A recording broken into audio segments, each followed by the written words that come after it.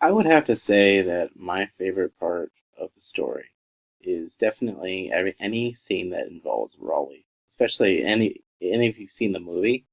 I feel like the actor they picked to play him fits him really well.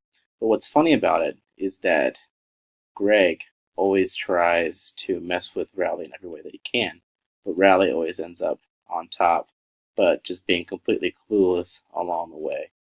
Like he volunteered to take drumming lessons, and he didn't even have a real drum; it was just a plate and silverware.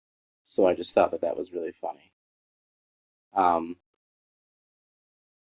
the lesson plan connection, I was actually really surprised by because they have it separated by book on their own fan club. And my first thought about this is that it gets children to read because, unlike most comic books, there's actually there's not very much text. But with this, obviously, there's a significant amount of text, as you can see right here. Um, and the author was saying how there's over 165 million books sold, and a lot of those books helped started a passion for reading. And there's over 8 books, and so that really helps to create the passion as well. But if you just scroll through here, they have discussion questions, so you could even have it in a small group form.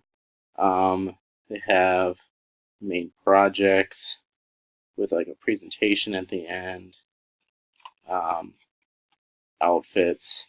It's really in depth, and I looked at it, and that's how it is for every single book, and there's even more for the first book, not just specifically Roger rules. So you could turn it into a whole unit plan if you wanted to, because it's a pretty quick read even for a fourth or a fifth grader, and the kids are really passionate about it. Um, so I just really like it because it gets students interested about reading.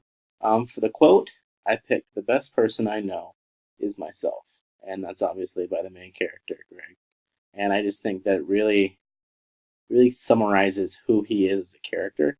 And I know that the quote was supposed to be meaningful, but I think that it really kind of demonstrates what this book is about. If anything, it really summarizes it.